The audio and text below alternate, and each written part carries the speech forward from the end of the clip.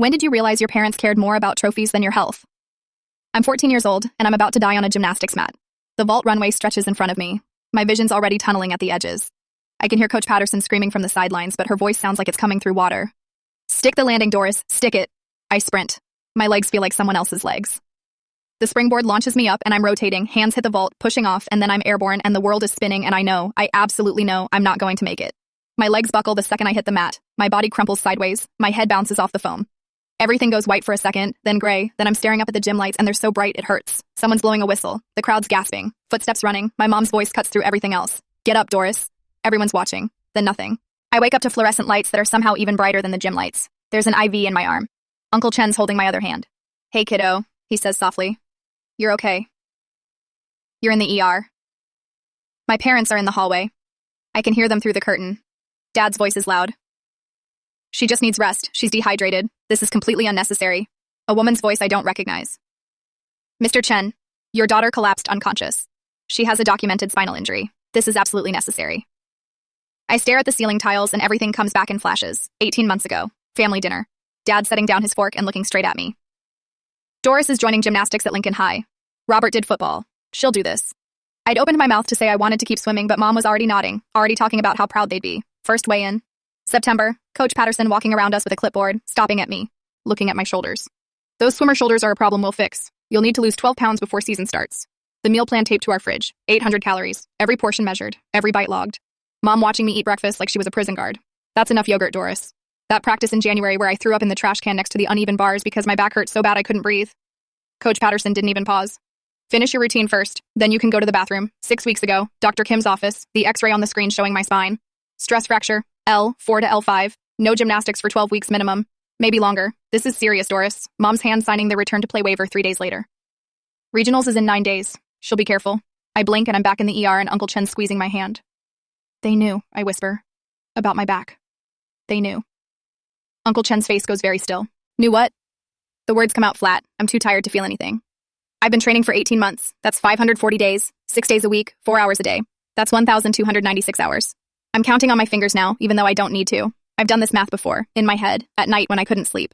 They spent $6,000, fees, equipment, competition, travel. I lost 22 pounds. I went from the 52nd percentile to the 8th percentile for my height. Uncle Chen's staring at me. Dr. Kim said no gymnastics 4 times, 4 medical clearances. They ignored all of them. My voice cracks. I haven't been to swimming practice once. Not once in 18 months. I love swimming. Doris, I have a stress fracture that could have paralyzed me if I'd landed wrong today. I look at him. They knew about the fracture, Uncle Chen. Mom signed a waiver so I could compete anyway. His face goes white. Actually white. They knew about the fracture? I nod. The curtain yanks open. A woman in a white coat walks in. She's holding a chart. She looks at Uncle Chen, then at me. Mr. Chen, I'm Dr. Kim. I've been Doris's sports medicine physician for the past year. She pulls up a stool and sits down so she's at eye level with me. Doris, I've been documenting cases like yours for 6 months. 4 girls from Lincoln's gymnastics program with stress fractures, malnutrition markers, and ignored medical clearances. My parents push through the curtain. You will not speak to our daughter without... Dr. Kim doesn't even look at them. She keeps her eyes on me. I need your permission to make a mandatory report to Child Protective Services, tonight. I'm a mandated reporter, and I have documentation that shows your medical needs were knowingly ignored. Don't you dare, Dad starts. It's not optional anymore. Dr. Kim cuts him off, finally turning to face them. I have emails. I have your signatures on waivers contradicting medical clearances. I have growth charts showing sustained malnutrition. This is not a request. The room goes silent. Everyone's looking at me. I look at Uncle Chen. He's still holding my hand. He nods once. Just once. I look back at Dr. Kim. Yes, I say. Make the report. 3 days later, Mrs. Vance pulled me out of homeroom.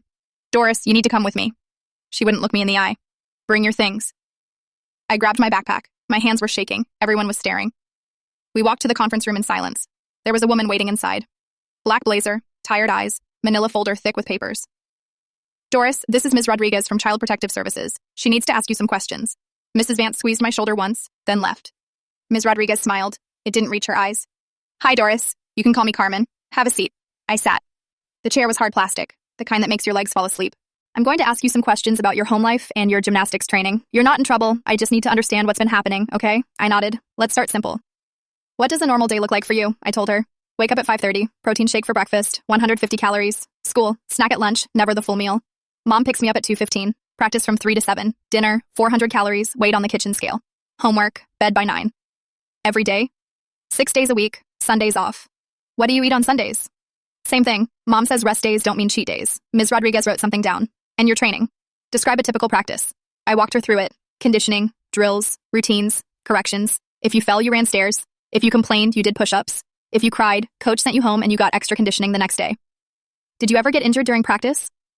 Everyone gets injured. That's just gymnastics. What kind of injuries did you have? I listed them. Sprained wrist in October, pulled hamstring in November, the stress fracture in February, bruises pretty much everywhere, all the time. And your coaches knew about these injuries? Yeah, I mean, they saw me fall. Ms. Rodriguez leaned forward. The stress fracture? Your doctor said no gymnastics for 12 weeks, but you kept training? My throat got tight. My parents said I could compete if I was careful. Did you want to compete? I didn't answer. Doris, did you want to compete with a fractured spine? It's not that bad compared to Olympic training. The words came out automatic. I'd said them so many times I almost believed them. Those girls train through way worse. Ms. Rodriguez didn't write that down. She just looked at me. Can I see your back? I froze. It's okay. Mrs. Vance can come in if that makes you more comfortable. I just need to see. I stood up, turned around, lifted my shirt. The room went very quiet. You can put your shirt down. I sat back down. Ms. Rodriguez was writing fast now. Her pen scratched against the paper. One more question. When was your last period? My face went hot. I don't know, a while ago. Can you estimate? 2 months? 3? 7, maybe 8. She wrote that down too. Okay, Doris. Thank you for being honest with me. We'll be visiting your home this week to speak with your parents. You might not see me again, but someone from our office will follow up. Do you understand? I nodded. If you ever feel unsafe, you can call this number. She slid a card across the table. Anytime, day or night. I took the card. My hands were still shaking. They were waiting for me when I got home, both of them, sitting at the kitchen table like it was a business meeting, Dad's laptop open in front of him, Mom's eyes red from crying. I put my backpack down by the door. Sit, Dad said. I sat. Do you understand what you've done to this family? His voice was flat, the way it got when he was really angry, past yelling. Do you have any idea? I stared at the table. A CPS investigation, Doris. Do you know what that means? Do you know what people will think? Robert, please. Mom's voice cracked. No. Dad slammed his hand on the table. His laptop jumped. She needs to understand. We have sacrificed everything for you. Everything. Your mother quit her job to drive you to practice. I work 60-hour weeks to pay for this. And this is how you repay us? Mom was crying now, full on sobbing. After everything we've given you. After everything we've done. How could you do this to us? I didn't. We've already contacted an attorney. Dad pulled out a legal pad covered in notes. Gerald Shapiro, family rights specialist. He says we have a strong case. My stomach dropped. Dad read from the notes, his voice clipped and formal. Athletic discipline is not abuse. Parental rights include decisions about extracurricular activities. Cultural differences in parenting styles are protected. The state has no right to interfere with how we raise our daughter. Dad, you're not going back to school until this blows over. He closed the laptop. We've enrolled you in online classes. You'll do your schoolwork here where we can supervise. What? You heard me. No school, no friends, no opportunities to talk to these people behind our backs. Mom wiped her face. It's for your own good, honey. You don't understand what you've started. These people, they tear families apart. They take children away from loving homes. I looked at her, at the mascara running down her cheeks, at Dad's clenched jaw, at the legal pad full of defensive strategies. I'd said yes to Dr. Kim because I thought someone would finally help me. But looking at my parents' faces, I realized something. I'd just made everything so much worse. While I was stuck at home doing online classes, Lincoln High was falling apart. Principal Wu called an emergency meeting Tuesday morning. Coach Patterson, Athletic Director Morrison, the school nurse, Mrs. Chen, no relation to my family. Email from the district superintendent sitting in everyone's inbox. Investigate thoroughly and document everything. I only know this because Mrs. Chen emailed me later, but I'm getting ahead of myself. Mrs. Chen apparently walked into that meeting with a folder, printed emails, 6 weeks worth, all from Dr. Kim. She put them on the table one by one. March 2nd, Dr. Kim notifies us of Doris Chen's stress fracture, recommends immediate cessation of all gymnastics activities. March 9th, Dr. Kim follows up, medical clearance formally denied. March 16th, Dr. Kim emails again asking if protocols were followed. March 23rd, Dr. Kim's final warning, quote, if this athlete continues training, the school will be liable for any resulting injuries. Principal Wu looked at Coach Patterson. You received all of these? Yes. And Doris Chen continued training. Coach Patterson's face went red. The parents insisted she could compete with modifications. They signed all the liability waivers. I adjusted her training to minimize impact on the injured area. Morrison jumped in. We followed all district protocols for return to play. Parents have the right to make medical decisions for their minor children. We documented everything. Then why did she collapse at regionals? Principal Wu's voice was quiet. Scary quiet. Nobody answered. Principal Wu closed the folder. Coach Patterson, you're on paid administrative leave pending the outcome of this investigation. Mr. Morrison, you're removed from all medical clearance decisions effective immediately. We're hiring an independent athletic trainer. Coach Patterson stood up so fast her chair fell over. This is insane. I've been coaching for 15 years. Those girls are like daughters to me. Then you should have protected them like daughters. Principal Wu opened her office door. We're done here. That evening, I got an email from Mrs. Chen's personal account. Doris, I'm so sorry I didn't push harder. I should have reported this myself weeks ago. I was afraid of overstepping. I was wrong. Please know that I see you and I believe you. Mrs. Chen, I read it 3 times. Then I deleted it before my parents could check my email history. 2 weeks later, Miss Rodriguez called. I was in the middle of an online biology quiz. Mom was in the kitchen. Dad was at work. I answered on the second ring.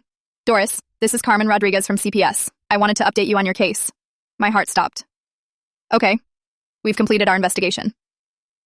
After interviewing your parents, visiting your home, and reviewing all available documentation, we're closing your case as unfounded.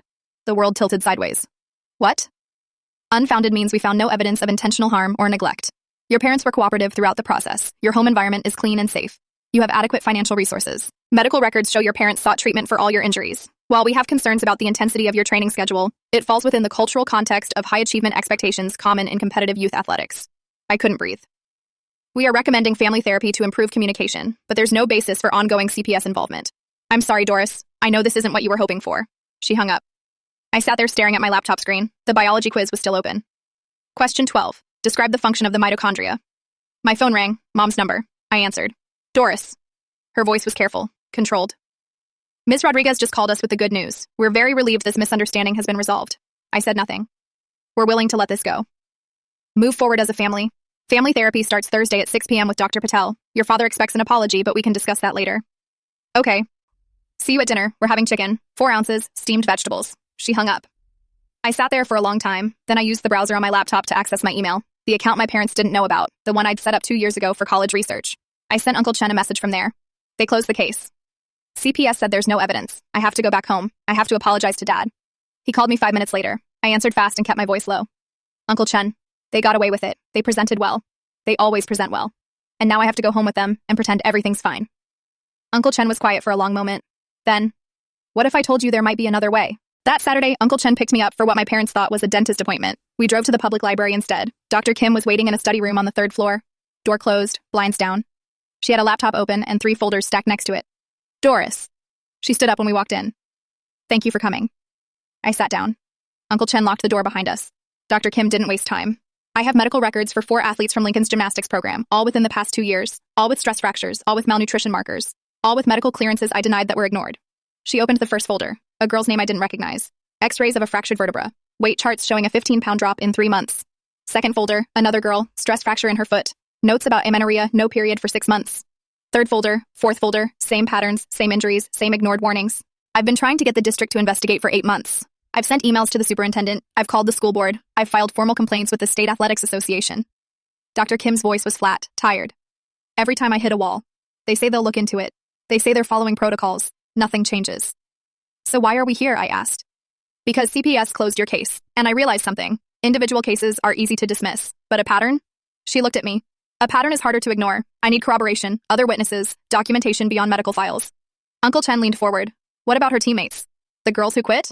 Dr. Kim pulled out a printed screenshot, a Facebook profile, Maya Torres, smiling in a photo from last year, wearing a Lincoln High gymnastics jacket. She's 16 now. Quit gymnastics after a stress fracture in her hip. Her parents pulled her from the program completely. Doctor. Kim slid the paper across to me. Do you know her? I stared at the photo. Maya had been a junior when I was a freshman. Quiet, intense on the apparatus, always nice to the younger girls. Yeah, I know her. She was always nice to me. Do you think she'd talk to us? I thought about the way Maya used to watch Coach Patterson during practice. The way her face would go blank when Coach criticized someone. The way she'd quietly help the younger girls with their form when Coach wasn't looking. Maybe, I said, if we ask the right way. Uncle Chen was already pulling out his phone. I'll find her parents' contact information. If they pulled her from the program, they might be willing to listen. Dr. Kim closed her laptop. We need to be smart about this. If your parents find out what we're doing, they'll shut it down, I finished. I know. She looked at me for a long moment. Are you sure you want to do this? Because once we start, there's no going back. I thought about the CPS report. Unfounded, no evidence of intentional harm. I thought about going back to online school tomorrow, to measured meals and silent dinners and pretending everything was fine. I thought about the 4 folders on the table, 4 girls with the same story as mine. I'm sure, I said. Uncle Chen made the call that night. Maya's mom answered. They talked for 20 minutes. I could only hear Uncle Chen's side, but I heard him say pattern and documentation and protect other girls. When he hung up, he looked at me. They'll meet us. Next Saturday, same library. Maya walked in with another girl I didn't recognize at first. Then I did. Lex Johnson. She'd been a sophomore when I was a freshman. She'd quit gymnastics halfway through last season. I remembered Coach Patterson telling us Lex didn't have the mental toughness for competitive athletics. Maya was taller than I remembered. Hair in a ponytail. She looked healthier, less hollow. Doris. She sat down across from me. I heard what happened at regionals. I'm sorry. It's okay. It's not okay. Lex sat down next to Maya. None of this is okay. Dr. Kim closed the door again. Thank you both for coming. I know this is hard. Maya pulled a notebook out of her bag. Black composition book. The cover was worn, pages dog-eared. I started keeping this after my stress fracture. She opened it. The pages were covered in cramped handwriting, dates, times, names. I told myself I was being paranoid, that I was just bitter about getting injured, but then I kept seeing things that didn't feel right. She flipped to a page marked with a sticky note. October 12th. Coach told Emma to skip lunch before weigh-in. Drink water only. Emma's 13. She turned the page. January 8th. Overheard Coach talking to Mr. Chen in her office. Door was cracked. She said Doris's medical clearance was overly cautious. Said the doctor was being dramatic. My stomach dropped. That was 2 months before regionals. Maya kept reading. March 3rd. Watched Doris throw up in the trash can next to the uneven bars during practice. She was crying. Coach saw it happen and didn't stop the session. Just told her to rinse her mouth and get back on the apparatus. I remembered that day. My back had hurt so bad I couldn't stand up straight. I'd thrown up from the pain, and Coach had said, "Athletes push through discomfort, Doris. Get back up there." There's more, Maya said quietly. A lot more. 2 years worth. Lex pulled out her phone. I have texts. She scrolled through her messages and turned the screen toward Dr. Kim. Coach Patterson's name at the top. Messages from last year. Lex, I noticed you using your inhaler 3 times during practice today. Champions push through. Try to limit yourself to once per session. Another message a week later. Your breathing issues are psychological. You're psyching yourself out. Control your mind and your body will follow. Another. If you need your inhaler during competition, you're not ready to compete. Lex's voice was tight. I have exercise-induced asthma. It's documented. I have a 504 plan, but she kept telling me I was faking it for attention. I started having attacks in the middle of routines because I was too scared to use my inhaler. Dr. Kim was typing notes on her laptop. Did your parents know? Not until I collapsed during a meet and had to go to the ER. Lex looked at the table. Coach called my mom and said I'd had an anxiety attack. My mom believed her. Uncle Chen leaned forward. We need to organize this, all of it, in a way that shows the pattern clearly. Dr. Kim nodded. I'm creating a shared folder, Google Drive, password protected. We'll upload everything, medical records, journal entries, text messages, emails, dates and descriptions for everything. She typed for a minute, then turned her laptop around. Link in gymnastics evidence. Maya stared at the screen. If we do this, there's no taking it back. I know, I said. Lex looked at me. Your parents will find out. I know. Dr. Kim closed her laptop. This is good documentation, but we need more. We need proof they knowingly ignored medical advice, something undeniable. Everyone looked at me. I thought about the parent-coach meetings, the ones where Mom and Dad and Coach Patterson talked about my training while I sat in the hallway. I thought about my phone, the voice memo app I'd used once to record a lecture when I'd forgotten my notebook. I can get that, I said. The recording started 3 days later. Mom scheduled a meeting with Coach Patterson to discuss my progress. I knew what that meant.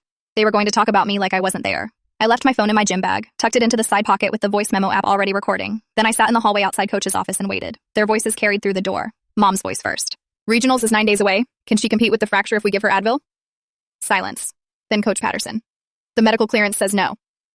My heart pounded. But, Coach's voice dropped lower. If you sign a liability waiver, that's between you and your daughter. I can't tell parents how to make medical decisions. Dad's voice. Sharp. Where do we sign? I heard papers shuffling, a pen clicking.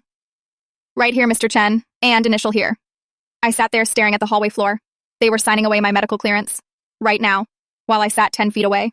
The meeting ended 5 minutes later. I grabbed my bag and met them in the parking lot like nothing happened. That night, I uploaded the audio file to the shared drive. My hands were shaking so hard I could barely type the password. The second recording was worse. We were driving home from practice. I'd fallen 3 times on bars. My back was screaming. Coach had made me run stairs as punishment. I'd left my phone recording in the cup holder, covered it with a receipt. Dad started yelling before we even left the parking lot. Your brother never embarrassed us like this. Never. Do you understand how much we've spent this season? $4,000. $4,000, and you can't even stick a basic dismount. I stared out the window. Look at me when I'm talking to you. I didn't look. Something hit the dashboard. Hard. His hand maybe, or his phone. The whole car shook. You're lazy. That's your problem. You don't want it badly enough. Robert wanted it. He worked for it. You just expect everything to be handed to you.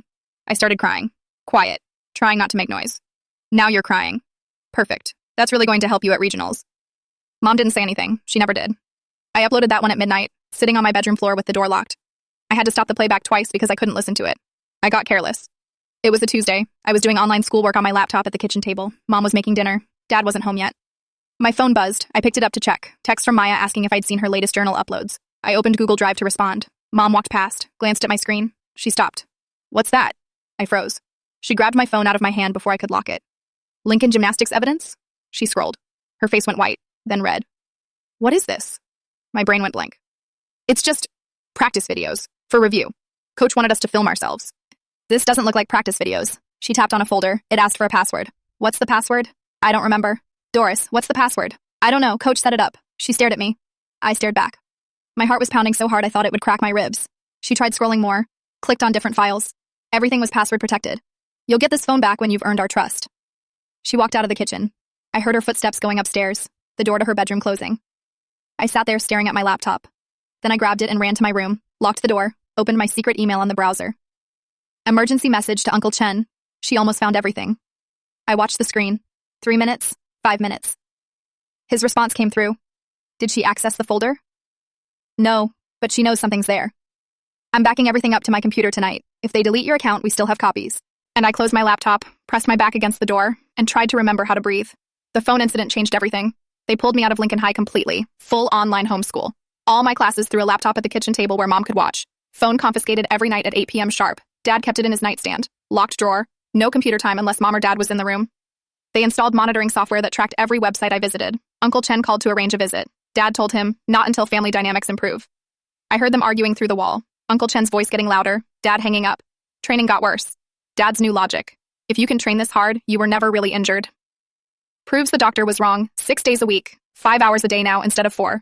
Conditioning until my legs shook. Routines until I couldn't lift my arms. Morning weigh-ins started every single morning, 6 a.m. Stand on the scale in the bathroom while Mom wrote the number in a notebook. She started logging every meal, every snack, every bite. The notebook went everywhere with her. I stopped talking, answered questions with yes or no, ate what they put in front of me, did my schoolwork, went to practice, came home, slept. 2 weeks in, I woke up at 2 a.m., had to pee. Walked past my parents' bedroom. Their door was open. Both of them asleep. Mom's iPad was charging on the kitchen counter. I stood there staring at it for a full minute. Then I picked it up. Logged into my secret email through the browser. Hands shaking so hard I mistyped the password 3 times. Email to Dr. Kim. They took my phone. I can't collect more evidence. I'm sorry. I hit send. Started to close the browser. Her response came through in 30 seconds. She must have been awake. You did enough. I'm taking this to the state athletics board. I read it twice. Then I deleted the browser history. Cleared the cache. Put the iPad back exactly where I'd found it. Walked back to my room, got into bed, and waited. 3 days later, the house phone rang during dinner. Dad answered. Hello? His face changed. Who is this? Pause. We have no comment on that. Longer pause. His jaw clenched. I said no comment. He threw the phone across the room. It hit the wall. The screen shattered. Plastic pieces scattered across the floor. Mom dropped her fork. Robert, what? A reporter. His voice was shaking. From the newspaper. Asking about allegations of athlete abuse at Lincoln High gymnastics program. The room went silent. They both turned to look at me. Mom's face was white. Dad's was red. What did you do? Mom whispered. I said nothing. What did you do? I looked at my plate. Half-eaten chicken, steamed broccoli, 380 calories logged in Mom's notebook. Mom looked at me like I'd just set fire to our entire family. Maybe I had. The article went live on Thursday morning. I found out because Mom's phone wouldn't stop buzzing during breakfast. She picked it up, stared at the screen. Her face went gray. Robert, you need to see this. Dad took the phone, read for 30 seconds, set it down very carefully. Questions raised about safety culture in Lincoln High athletics. He read the headline out loud, flat voice. An athlete was hospitalized at a regional competition after coaches allegedly ignored medical clearance. State Athletics Board confirms investigation underway. They didn't use my name, but they didn't have to. Mom's phone buzzed again. Then it didn't stop. Facebook notifications, text messages, voicemails. Dad unplugged the house phone. We're not answering anything today. The article spread fast. By lunch, it was all over the local Facebook mom groups. I know because Mom made the mistake of opening Facebook at the kitchen table. Her face went white. There are 200 comments. Half the comments were supportive. This is horrifying. These poor girls. I always thought that program pushed too hard. Thank God someone's investigating. The other half were defending the program. These parents are just bitter their kids couldn't handle elite athletics. And Coach Patterson is a saint. This is a witch hunt. The Lincoln High Booster Club parents started a group chat. Mom wasn't in it, but 3 of her friends forwarded screenshots. We need to protect our program. This is going to destroy our chances at state. Does anyone know which family talked to the reporter? That afternoon, I got Instagram DMs. My account was private, but people found me anyway. Anonymous account. You just destroyed everyone's chances at state. Hope you're proud. Another anonymous account 10 minutes later. Attention-seeking bitch. Nobody forced you to do gymnastics. I closed Instagram, deleted the app, sat on my bed staring at the wall. Mom knocked on my door. The district spokesperson gave a statement. They said they take athlete safety seriously and are cooperating fully with the investigation. I said nothing. People are choosing sides, Doris. You need to understand that. I understood perfectly. 2 days after the article, my parents hired a PR consultant. Her name was Patricia. Late 50s, gray blazer, She talked like a corporate training video. She sat at our kitchen table with a laptop and a stack of printouts. "We need to control the narrative," she said, looked straight at me. "Doris, you'll need to make a statement." She slid a paper across the table. I read it. "My parents always prioritized my health. Any misunderstandings were due to communication gaps between medical professionals and our family. We appreciate the concern but ask for privacy during this difficult time." I looked up. "I'm not signing this." Dad's hand slapped the table. "This is destroying my reputation at work. My manager saw the article. Do you understand what that means?" Mom was crying again. She'd been crying on and off for 2 days. "The Huangs won't even look at us at church anymore." Mrs. Huang walked past me in the parking lot like I was invisible. Patricia's voice stayed calm. Professional. "Doris, this statement protects everyone, including you. It's a lie. It's damage control." I pushed the paper back across the table. "I'm not signing it." Dad stood up so fast his chair fell over. "You will sign it or—" Patricia held up her hand. "Mr. Chen, let's take a breath. We can revisit this, but we never did. Because the court-mandated family therapy started that Thursday. Dr. Patel's office smelled like lavender, fake plants in every corner, beige couch, box of tissues on the coffee table. She was younger than I expected, maybe 40, warm smile, calm voice. "Thank you all for coming. I know this is difficult. Let's start by establishing that this is a safe space. Everything said here stays here." Dad launched in immediately. "I think it's important to understand the cultural context. My wife and I are second-generation immigrants. We were raised with high standards. Excellence isn't optional in our family. It's expected." Dr. Patel nodded. "Tell me more about that." He talked for 15 minutes, about his parents working 3 jobs, about how Robert Jr. earned a football scholarship, about how success in America means pushing harder than everyone else. Mom cried through most of it. "We only wanted the best for you, Doris. We thought we were helping." Dr. Patel turned to me. "Doris, how do you feel about what your parents are saying?" I stared at the fake plant in the corner. "Doris? Nothing." "It's okay if you're not ready to talk yet." The sessions continued every Thursday. Same pattern. Dad explaining, Mom crying, me silent. Week 3, Dr. Patel asked to speak with me alone. My parents went to the waiting room.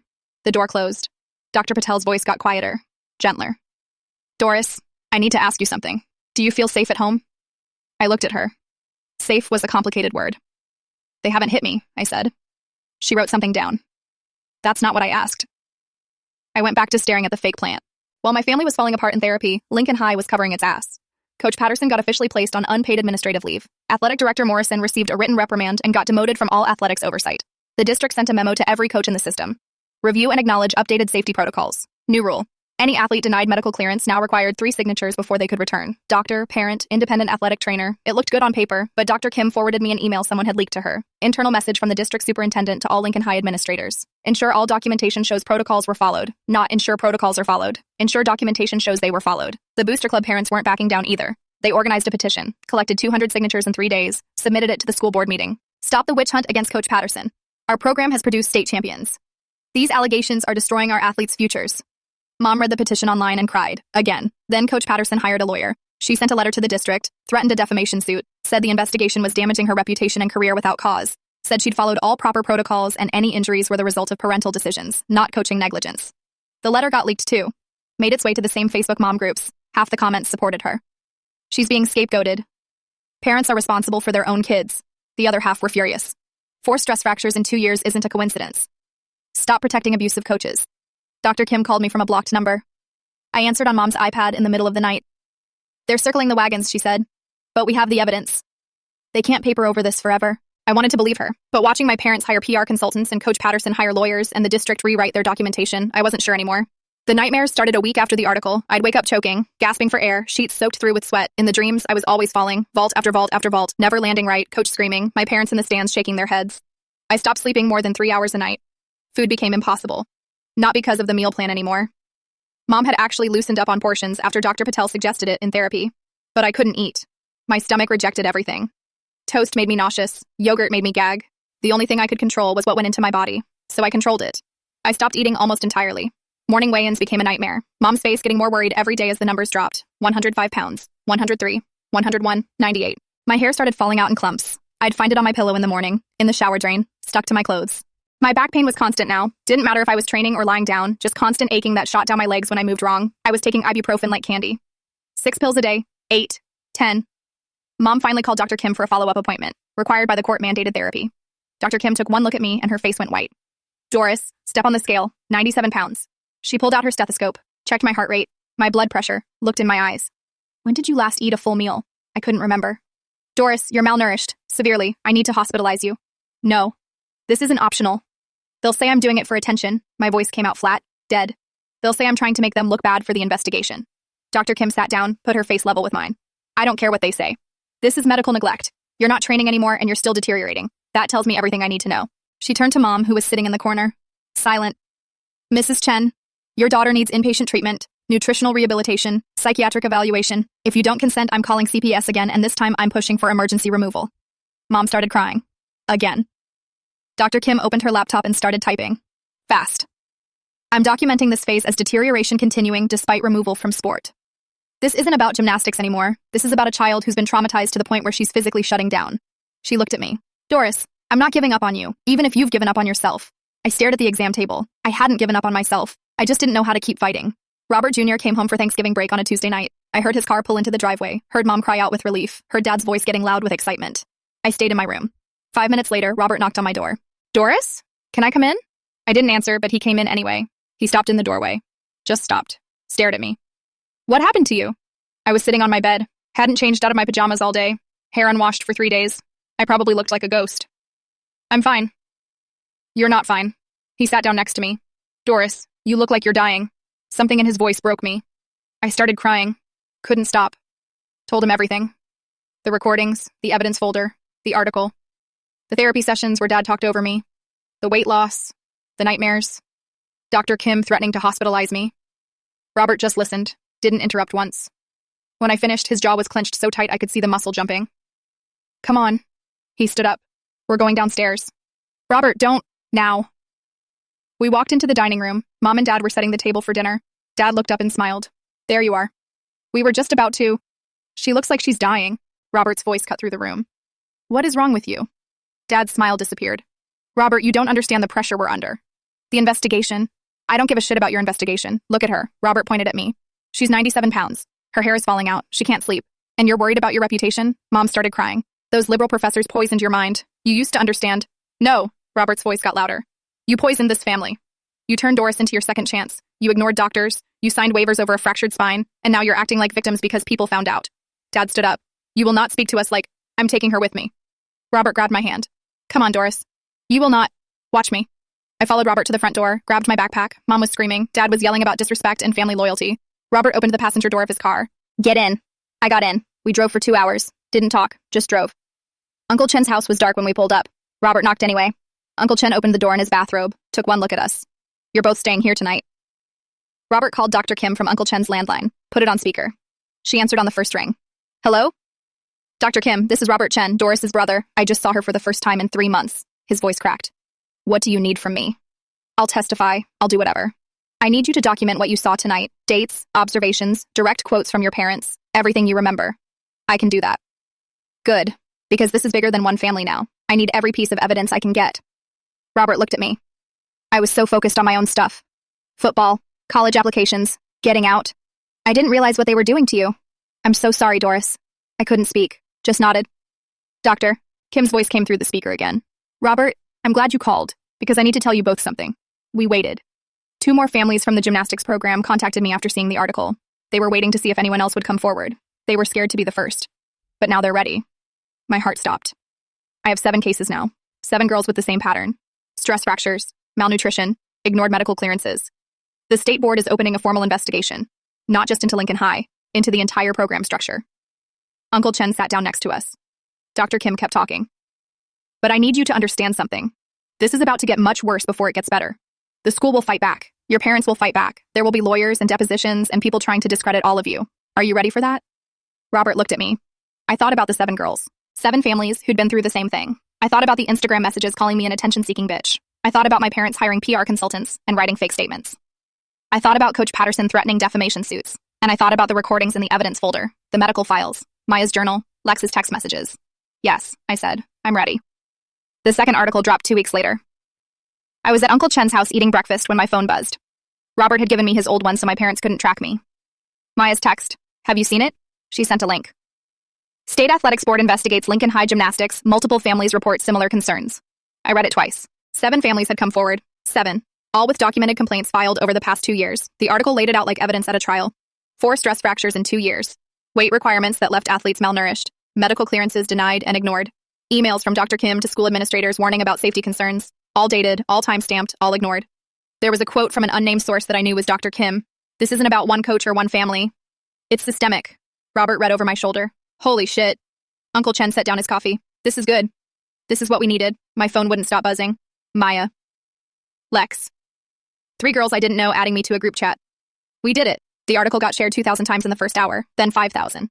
By noon, local TV news was calling Dr. Kim asking for interviews. The district superintendent issued a statement by 2 p.m. We are conducting an independent review of our athletics programs and safety protocols. We take these allegations seriously. That evening, a TV news van parked outside Lincoln High. They interviewed parents in the parking lot. The reporter stood in front of the gym entrance talking about patterns of abuse in youth athletics. I watched the segment on Uncle Chen's laptop. They didn't use my name, but they showed the gymnastics facility, Coach Patterson's empty office, the apparatus where I'd trained for 18 months, and they interviewed 2 parents whose daughters had quit the program, parents I'd never met. We thought our daughter was just fragile, one mother said, but now we're realizing she was being hurt. I closed the laptop. Robert looked at me. You okay? I nodded, but I wasn't sure if I was ready for what came next. The community tore itself in half within 48 hours. The Booster Club parents organized. Created a Facebook event, Support Coach Patterson Rally. Their statement read, "These parents are trying to ruin our program because their daughters couldn't handle elite athletics. Coach Patterson has produced state champions. This is a witch hunt." But 3 families quietly pulled their daughters from gymnastics that same week. No announcements, no drama, just gone. The school board meeting was standing room only. I watched the live stream from Uncle Chen's couch. Robert sat next to me. Uncle Chen stood behind us with his arms crossed. The camera showed rows of parents, Booster Club members wearing Lincoln High colors on one side, other parents on the opposite side. Clear division. Public comment period started. A woman approached the microphone, hands shaking. My daughter is 13 years old. She trained through 2 stress fractures because she was afraid of disappointing her coach.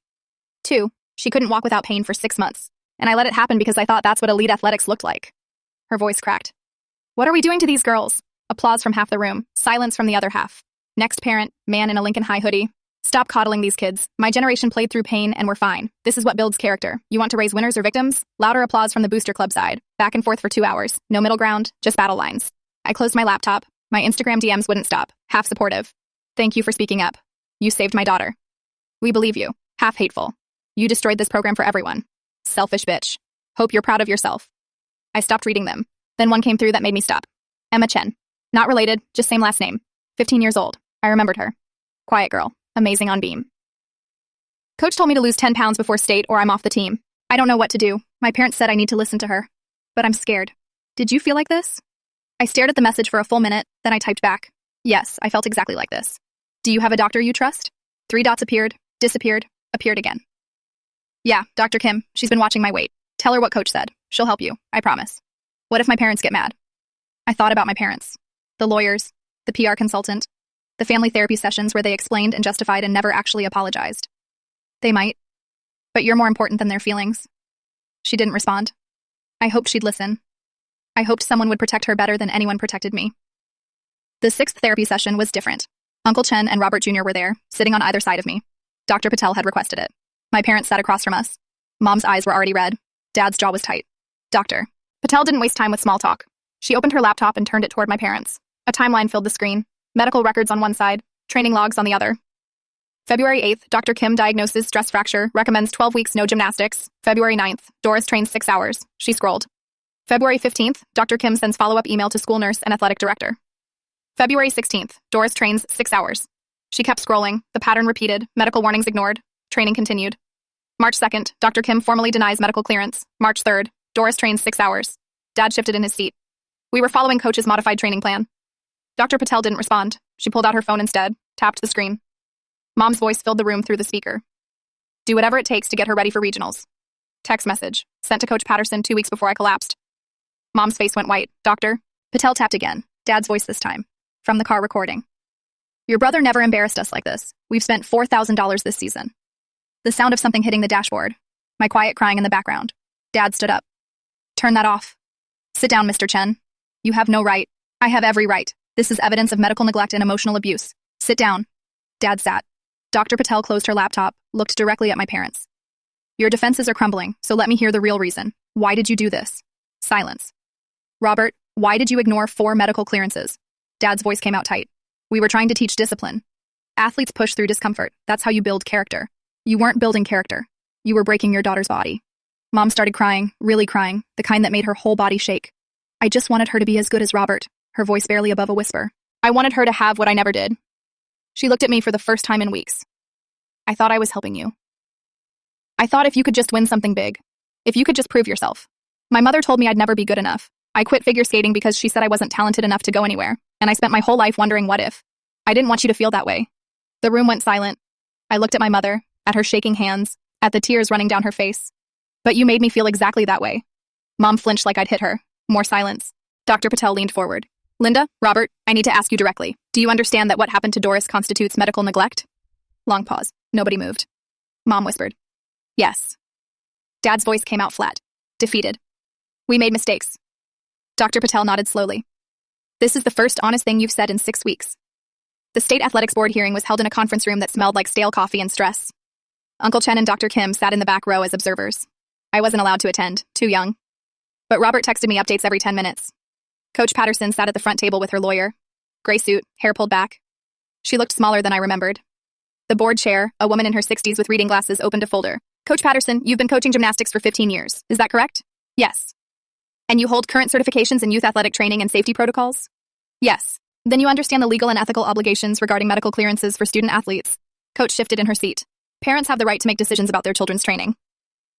I always deferred to medical professionals, but ultimately parents know their children best. The board chair pulled out a stack of emails, slid them across the table. These are 4 emails from Dr. Sarah Kim, sent between February 8th and March 23rd of this year. All of them state explicitly that Doris Chen has a spinal stress fracture and should not participate in gymnastics training. Did you receive these emails? Yes. Yet practice attendance logs show Doris Chen trained 6 days a week, 4 to 6 hours per day, until her collapse at regionals on April 15th. Explain that. Coach's lawyer leaned forward, but Coach spoke first. Her parents signed liability waivers. They took full responsibility for any risks. The board chair removed her glasses, looked directly at Coach Patterson. Medical clearance isn't overridden by parental waivers. You're a certified coach, you know this. Coach's face went red. She looked at her lawyer. He said nothing. Another board member, a younger man with a stack of papers, spoke up. We have testimony from 3 other athletes describing similar situations. Medical advice ignored. Weight requirements enforced through severe meal restrictions. Punitive treatment for reporting injuries. Is this accurate? These girls were training at an elite level. Some discomfort is normal in competitive athletics. We're not talking about discomfort. The man's voice got sharper. We're talking about stress fractures, malnutrition, amenorrhea in teenage athletes. One girl hospitalized for dehydration after you instructed her to skip lunch before weigh-ins. Coach Patterson opened her mouth, closed it. Her lawyer stood up. We need a recess to consult with our client. The board chair nodded. 15 minutes. Same, Robert texted me. She's rattled. They have her on record. I sat on Uncle Chen's couch staring at my phone, waiting. The court said I had to go back to my parents' house until the hearing concluded. I moved back in on a Tuesday. Nobody spoke. We moved around each other like ghosts. Mom cooked meals nobody ate. Dad stayed late at work every night. I did my online schoolwork at the kitchen table in silence. Mom stopped eating too. I noticed. She'd put food on her plate and push it around. Same thing I'd been doing for months. Robert Jr. came home for winter break 3 days later. The house felt less suffocating with him there. Late that night, I couldn't sleep. Lay in bed staring at the ceiling. Heard voices downstairs. Mom and Dad arguing in the kitchen. I got up. Pressed my ear to my bedroom door. Mom's voice. Quiet but desperate. Maybe we should just settle. Let her go live with Uncle Chen permanently. And admit we were wrong. Dad's voice sharp. Do you know what that means for us? For our reputation? I don't care anymore. Mom's voice broke. I don't care about any of it. I just want her to stop looking at me like she hates me. Silence. Then Dad. She's our daughter. We don't just give her away. We already lost her. My chest got tight, really tight, like someone was sitting on it. I tried to breathe. Couldn't. The room started spinning. I stumbled toward my door, made it to the hallway. Vision going dark at the edges. Bathroom. I needed the bathroom. I crashed into the doorframe, slid down to the floor, gasping. Chest locked up. Can't breathe. Can't breathe. Can't breathe. Robert's door opened. He ran over, dropped to his knees. Doris. Doris, look at me. I couldn't speak, just shook my head. You're having a panic attack. You need to breathe. In through your nose, out through your mouth. I tried. Nothing. I can't do this anymore. The words came out strangled. I can't be here. Robert pulled out his phone, called Uncle Chen. Come get her. Tonight. Now. Uncle Chen's car pulled up at midnight. Dad met him at the door, arms crossed. You can't just take her. Watch me. Uncle Chen's voice was steel. Or I call the police and report current conditions. Panic attacks, malnutrition, emotional abuse. Your choice. Mom appeared behind Dad, face blotchy from crying. Let her go. Linda. Let her go. Mom screamed it. Actually screamed. We already lost her. Don't you see that? I grabbed my backpack, shoved clothes in, toothbrush, phone charger, my journal. Robert carried my bag to Uncle Chen's car. I didn't look back. We drove in silence for 20 minutes. Then Uncle Chen spoke. Dr. Kim got the state board to expedite their ruling. Decision comes next week. I stared out the window at dark highway. What if they say the program was fine? What if I did all this for nothing? Uncle Chen glanced at me. Then we kept you alive. That's not nothing. Robert reached over from the back seat, squeezed my shoulder. I closed my eyes. 3 days later, the house phone rang at Uncle Chen's. He answered, listened. His face changed. He hung up, looked at me. That was Principal Wu. The State Athletics Board reached their decision. Emergency school board meeting scheduled for Friday night. Public's invited to attend. He paused. She said we should be there, all of us. His voice was careful, measured. She sounded tired, Doris. Really tired. But she said something else. What? She said, it's time. Friday night, the Lincoln High Auditorium was standing room only. Uncle Chen, Robert, and I sat 3 rows from the front. Dr. Kim sat next to us. Maya and Lex were 2 rows back with their parents. My parents sat on the opposite side, separate, alone. The State Athletics Board panel sat at a long table on the stage. 5 people, folders stacked in front of them. The board chair, the woman with reading glasses, tapped the microphone. Good evening. We're here to present the findings of our investigation into the Lincoln High gymnastics program. The room went silent. She opened the first folder. After reviewing medical records, practice logs, email correspondence, and testimony from 7 families, we've identified a pattern of medical neglect across multiple athletes. Stress fractures ignored, weight requirements enforced through meal restrictions, medical clearances denied and overridden by coaching staff. A parent in the booster club section shifted in their seat. The board chair kept reading. We've also identified a systematic failure of oversight protocols. School administrators received multiple warnings from medical professionals and failed to act. Athletic directors prioritized competitive success over athlete safety. She looked up. Our recommendations are as follows. Coach Patterson's teaching license is permanently suspended. She is ineligible for future coaching certification in this state. Gasps. Angry muttering from the booster club side. Athletic director Frank Morrison receives an official reprimand and is removed from all medical clearance decisions. The Lincoln High gymnastics program is suspended pending implementation of new safety protocols. All sports programs district-wide will be required to employ independent athletic trainers with authority to override coaching decisions regarding injured athletes. The board chair closed her folder. The school board will now vote on whether to accept these recommendations. Principal Wu stood. Motion to accept state recommendations. Another board member. Second. They went down the line. 6 yes votes. 1 number. The gavel came down. Motion passes. The auditorium erupted. Half the room applauded. Standing ovation. Parents crying with relief. The other half shouted. Angry. Betrayed. A booster club parent stood up, red-faced, shaking. You just destroyed a championship program. Years of work. Gone. Because a few girls couldn't handle the pressure. Another parent stood, a woman I didn't recognize. She was crying. No, the adults running it destroyed it. My daughter is 13. She has permanent damage to her spine because I trusted Coach Patterson. Don't you dare blame the girls. More shouting. Security guards moving toward the aisles. Uncle Chen put his hand on my shoulder. Let's go. We stood, walked toward the exit. I looked back once. My mother was staring at me, not angry, not defensive, just sad. I turned away and kept walking. A week after the board meeting, the district's legal team called Uncle Chen. They wanted to settle. Uncle Chen, Dr. Kim, and I sat at Uncle Chen's kitchen table while the lawyer talked on speakerphone. We're offering $45,000, covers all medical expenses incurred, ongoing therapy costs, no admission of wrongdoing, but the mandatory reforms will be implemented as ordered by the state board. Uncle Chen muted the phone, looked at me. It's not about the money. Do you want to take this? I thought about Coach Patterson's suspended license, about Morrison's demotion, about the new safety protocols, about the 7 families who'd come forward. I want it to be over. Uncle Chen unmuted. We accept. The settlement was signed 3 days later. CPS reopened my case with the new evidence, reviewed everything, closed it again with a requirement that my parents continue family therapy for 6 months. But no removal from home, not needed since I was staying with Uncle Chen voluntarily. My parents didn't fight it. 3 months later, I was living full-time at Uncle Chen's house. New school district. Fresh start. Nobody knew who I was. Physical therapy twice a week for my back. The therapist was honest from day one. This may never fully heal. We're managing, not curing. You'll probably have chronic pain for the rest of your life, but we can make it bearable. I appreciated her not lying. One afternoon, Uncle Chen drove me past the community pool. They have a recreational swim team. No competitions, just for fun. Want to check it out? I hadn't been in a pool in 18 months. We walked in. Chlorine smell hit me immediately, made my chest tight, but in a good way. Familiar. The coach was a woman in her 40s, wet hair pulled back, whistle around her neck. You here for the rec team? Maybe. I used to swim, but I've been out for a while. That's fine. We're not training Olympians here, just people who like the water.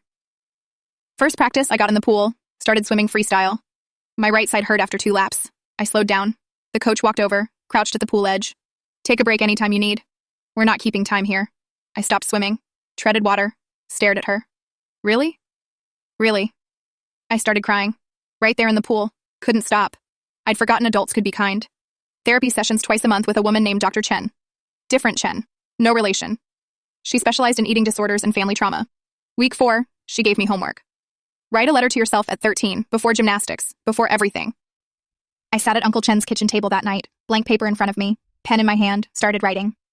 Dear Doris at 13, I'm sorry they didn't protect you. I'm sorry they made you smaller and quieter and broken. I'm sorry you learned to measure your worth in pounds and points and other people's approval, but you're safe now. You're eating again, swimming again, learning that taking up space isn't selfish. Your back still hurts. You still count calories sometimes without meaning to. You still have nightmares, but you're alive, and that's enough. Love, Doris. At 14 inches. I folded the letter, put it in my journal. Didn't show anyone, but I read it sometimes when things got hard.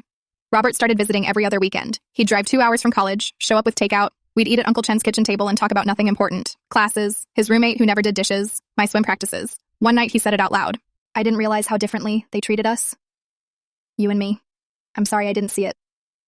I pushed noodles around my plate. You were just trying to survive too. That doesn't make it okay. He came to my swim meets, sat with Uncle Chen, cheered so loud the other parents stared. Never once mentioned winning or times or how I could improve, just cheered. My parents kept going to therapy. Court ordered for 6 months. Dr. Patel gave me updates, with my permission. Your mother's making progress. She stopped commenting on food and weight. She's learning to catch herself. And Dad? Still defensive, struggles to apologize directly, but he's showing up. That counts for something. I sat in Dr. Chen's office, my therapist, picking at the fabric on her couch. Dr. Patel says they're trying. How does that make you feel? Trying isn't the same as succeeding. Dr. Chen nodded. No, it's not. But healing isn't linear, for them or for you. 6 months after everything fell apart, my parents asked if they could come to a swim meet. Uncle Chen asked me first. You don't have to say yes. I thought about it for 2 days.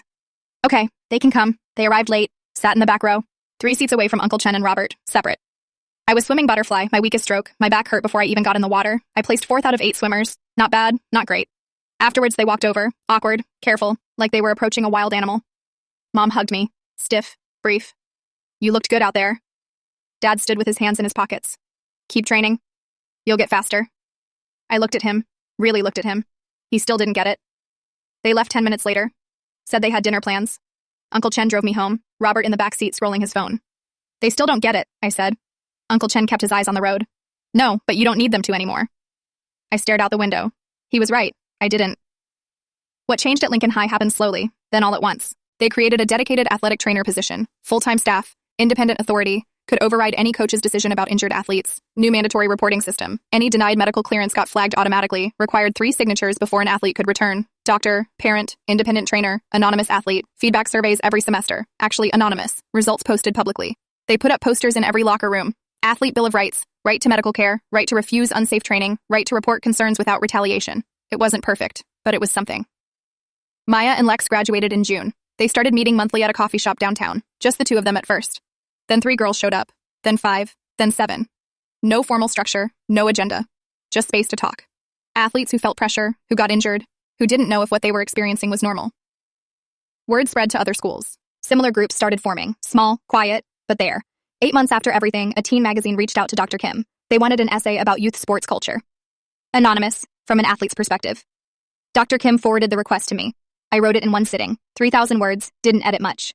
When winning costs everything. They published it 2 weeks later. The comment section exploded, over 200 responses in the first day. This happened to me in competitive dance. My son's baseball coach did the exact same thing.